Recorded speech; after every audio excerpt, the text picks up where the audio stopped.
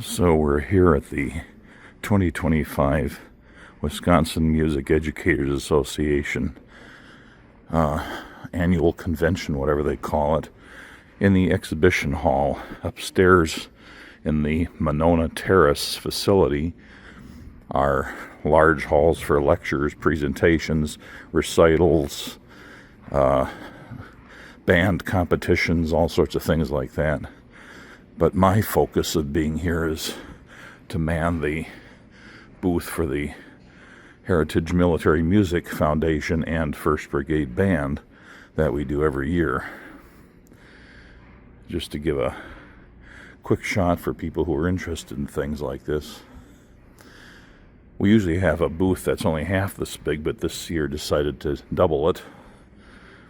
And we have a small group of people here every day that meet the attendees who are coming through all day long and show them some instruments they've probably never seen or heard of before.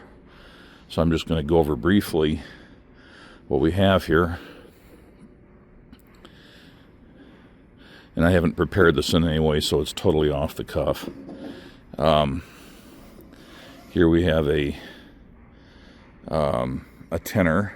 This is a B-flat tenor, over-the-shoulder style instrument with Allen valves. That means that the valves are narrow rotary valves, although a little tall, and you can see how the tubing coming in and out is squeezed down, so it goes into oval ports on the valve. That allows the valve to be narrower, and I think the idea for that was that they would be faster, less inertia, whatever, but I'm not sure that it really helped at all, but that is a characteristic of some of these instruments. This instrument went with this hand-built wooden so-called coffin case, and it is padded with the remains of a Confederate soldier's butternut denim pants. There's even a pocket there. And the lid of the case has a bullet hole and what is likely some blood. So discarded pants from somebody who wasn't going to need them anymore. Made a decent padding for the instrument. And I should mention that this particular instrument is a DC Hall. And we have a lot of bottles of mouthpiece sanitizer and rags because everybody wants to play the instruments, so we're constantly cleaning mouthpieces. And this is a B-flat bass over the shoulder. So same length of tubing as the tenor. So this particular B-flat bass or B-flat baritone instrument is made by Lion & Healy, or at least branded Lion & Healy. It may well have been made in Europe. It has American-style rotary valves, but they're still string-activated. All these instruments have string-activated rotary valves, if they have rotary valves. And it's a perfectly good example of the type. This is the size of instrument I play in the 1st Brigade Band, although this is not the one I play. So these were used by infantry bands that marched along with the troops who were marching. But they also had cavalry-mounted bands. In other words, they were on horses, so they had all these helical instruments. So these are all forms of helicon, although usually these days helicon is reserved for tuba-size instruments, but they had them of all sizes. This one here is a tenor, so a B-flat tenor. I'm not going to try to identify the brands on all of these, but the tubing length on the tenor is not enough to go all the way around the player's body. It would be on a tuba-size instrument, but on here they have to put in some false tubing. That's not actually part of the instrument. The actual tubing departs and goes that way, and then this is false tubing here. This one has early Perronet valves, so it's late from when Perronet valves started coming out. Perfectly nice instrument to play. And this is a helical alto, so smaller than the tenor. It has even more false tubing on it in order to have enough to go around the body. And when they got real small, here's another alto, just like this, same length of tubing, but it's wrapped in a more compact size. And this actually came from the collection of Will Scarlett, formerly of the Chicago Symphony Orchestra. I purchased it myself and donated it to the foundation, and now it's a regular player in the band. So it's just a different way of doing a circular alto. Of course, this one could not be worn on the body, but they continued this all the way down to E-flat cornets. They just kept the round shape for cavalry bands. Now, this is a bell-up instrument, so not so useful in at least Union Army bands because they were almost all mobile. This is a sit-down instrument. But the valve cluster, again, uses American-style rotary valves, string activated. This is a pre-war instrument. And if I didn't mention already, it's an alto-sized E-flat alto. And of significance to this is that the original 1st Brigade Band came from the Brodhead, Wisconsin Brass Band, which was one of the bands favored to perform for the Lincoln and Douglas debates, especially the one in Freeport, Illinois. And we know that this instrument was played by the Brodhead Brass Band at the Lincoln and Douglas debates, and quite probably Abraham Lincoln heard this instrument being played, although he probably didn't write it in his journals or anything. This instrument here is a B-flat bass over the shoulder. It's DC Hall, and this is the only instrument the current 1st Brigade Band, the recreated 1st Brigade Band, has that was played by the original 1st Brigade Band. And this was here with General Sherman's army marching through Georgia. So probably the most historical instrument in the collection. I used to play this one in the band, but when I became curator, and I think of it as joining the curator team, it is just riddled with, it's actually solid nickel silver. It's not plated, and it becomes very brittle with age when it's done like this, and it's just full of hairline cracks, so it's leaky. And so I retired it from being a regular player.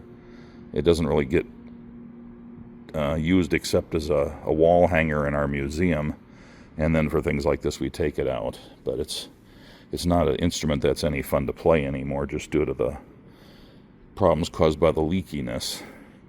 And of course there are period clarinets, which I won't comment on much because I'm not as up on woodwinds from the period. And of course a period flute. Now another kind of over-the-shoulder instrument was the Schreiber. They had a whole family of them. They're still over the shoulder, but the bell at the last minute curves up like a rain catcher sousaphone instead of going straight back. They're very picturesque looking. And this is, as I recall, the only Schreiber we have in the collection. But it's an E-flat bass, so like an E-flat tuba. But of course, these are all sax horns, and being a sax horn, the bore is considerably smaller than a tuba would have. Still a very cool instrument. We have quite a few E-flat and B-flat cornets in different configurations here. Different types of valves, different types of linkages. But again, you don't see really any examples with mechanical linkages. They're all string linkages of one form or another, like you'd use on a modern French horn. Now this particular instrument here, this is an E-flat over-the-shoulder instrument.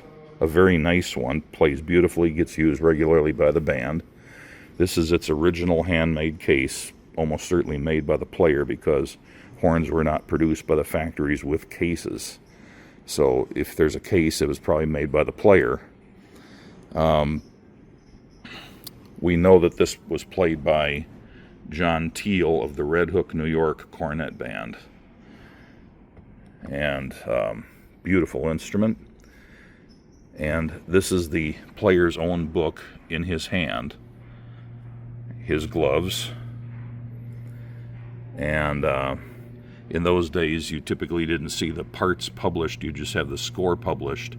So the director would buy a piece of music in score form and pass it around to all his band members who would copy out their own parts in their own hand, in their own style.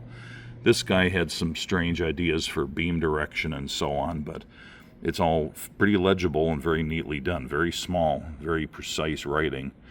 And with an instrument this small, you're holding the music quite close to your face anyway when you're playing it, so that worked out. Here is something you wouldn't believe it looking at it initially, but it is a B-flat cornet. An upright bell B-flat soprano sax horn. This one has Vienna valves. So it's one of the earlier type of piston valves, but it's a dual piston.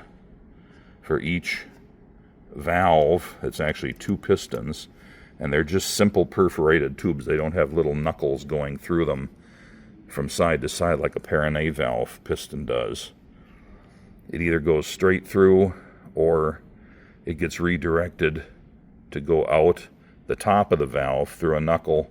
It wraps around through the tuning slide, comes into the other piston of the same valve, and then rejoins on its way through air column.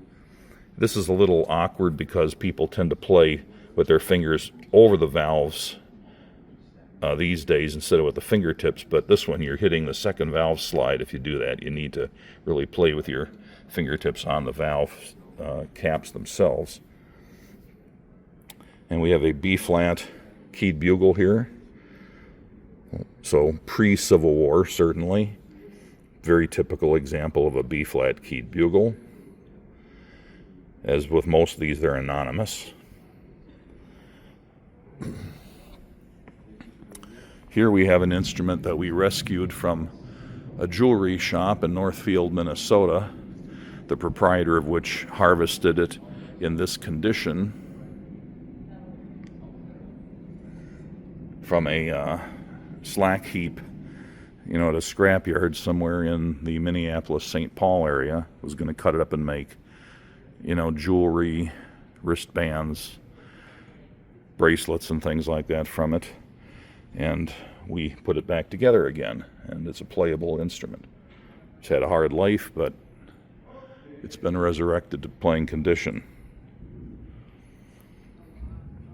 And we have one of our ophiclides here. This is a B-flat Gaucho with 9 keys. And it's just here to fill out the collection we're showing. But in addition to that, I give people from the convention who are here with their various bands their first ophiclide lesson, so they get a chance to start with something like the first couple lines of the Dies Irae in a nice easy key, and progress on to a version of Auld Lang Syne that uses the same notes and builds on it with a few more, but very simple. I tried in a couple different keys, and then graduate to playing Dixie, and that's the end of the lesson. And most people do quite well with it. They're getting along without me shouting the fingerings for every note by the time they're done with their brief lesson. And this over here is one that one of the festival participants brought over yesterday. It's a Schreiber, one of the Chinese-made reproduction ophiclides. And he wanted to compare it to an antique one. So yesterday we were actually doing some duets. We were doing his arrangement for 2 ophiclides of part of the Pirates of the Caribbean theme, and some Granger and some other things. I don't remember what now. But anyway, we've been having a ball doing this. We always look forward to this event. Oh, I forgot to mention we also have a representative period snare drum over there. But it's still early. The crowds aren't going to show up for another hour. But since I have to come up from the Chicago area, I get an early start, so I get a good place to park in the parking garage before it fills up. And I just have to chill out for an hour. I hope you enjoyed this little video.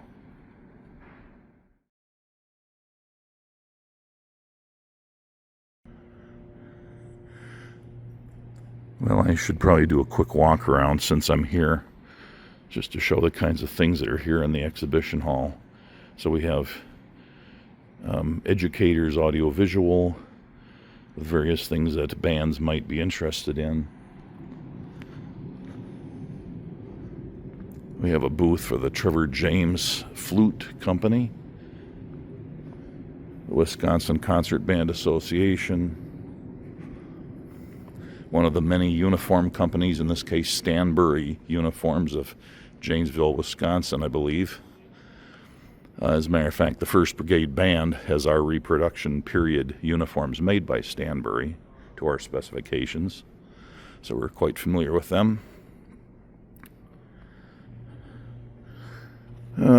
Educational tours. Yamaha has a booth over here, not a very big one this year. Various, this is Napton Music Notes, their little booth.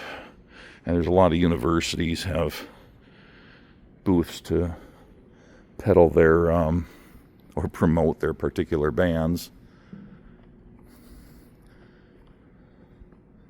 Little socializing area. WSMA, that's Wisconsin Foundation for School Music. The White House of Music. Eastman. So Shane's, Shires, BMS Black, and so on. These guys have been handing out chocolates. Wisconsin chapter of the American String Teachers. Brass Bell Music Store.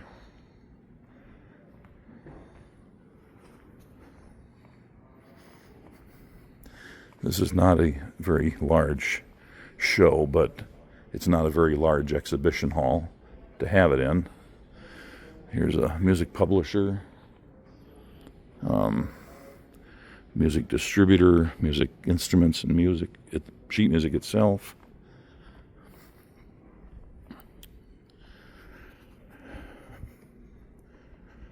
Ward Brote, who's a big Madison, Wisconsin area music store.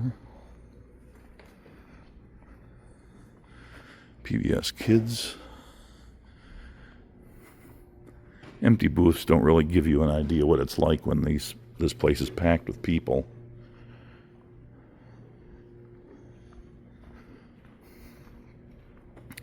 Lamers, which is a really big Wisconsin tour bus operator, always has a bus on show. Obviously promoting when you need to take your band or orchestra on a tour. You'd use their buses. I always get a kick of going through these, since I have so few occasions to ride buses anymore, and see, what level they've been brought to with comfort and entertainment systems and all the bells and whistles. There's the Lamers bus booth. Various organizations, some of these I don't even really know what they're doing.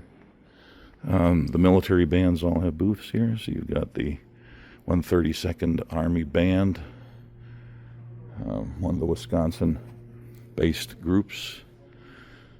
Custom batons. There's a few other booths here for companies that cater to transporting bands. Hyde Music, looks like they're into repair as well as sales. Shell Lake Arts Center. Yamaha has more stuff here. Although I think this is part of the Hyde music. Another travel agency that caters to bands. J.W. Pepper has a booth. I use them a lot. Not the booth, but the company. Another uniform company. Birch Creek Music Performance Center. Hawaii State Tours. Digital fundraising. Fruhauf Uniforms. And then we have a lot of, various colleges and university band and orchestra opportunities here. U.S. Marine Corps has a booth here, especially empty looking at the moment. I don't really think they have anybody more than just one person here. Some of the other ones have a few instruments and things, just so it looks like a music booth. Department of Music, College of Fine Arts, University of Wisconsin, Stevens Point, University of Wisconsin, Parkside. This is almost all colleges and university booths here, but we do have the big Con Selmer booth.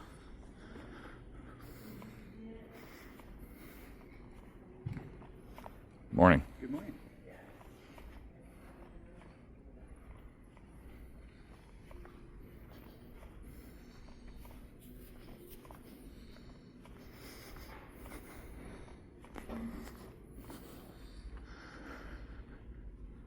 UW Whitewater, UW Milwaukee. Again, this is all colleges and universities down here, but all the military bands have a booth here.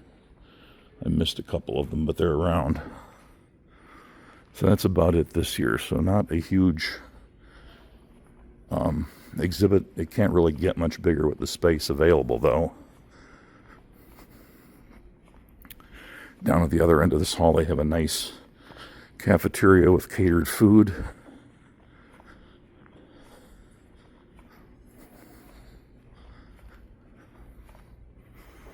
Yeah, this place gets a nice buzz going during the day. You have waves of people coming through, some group gets done with their performance upstairs and they all flood down here, and then it gets a little quiet for a few minutes and then it builds up again.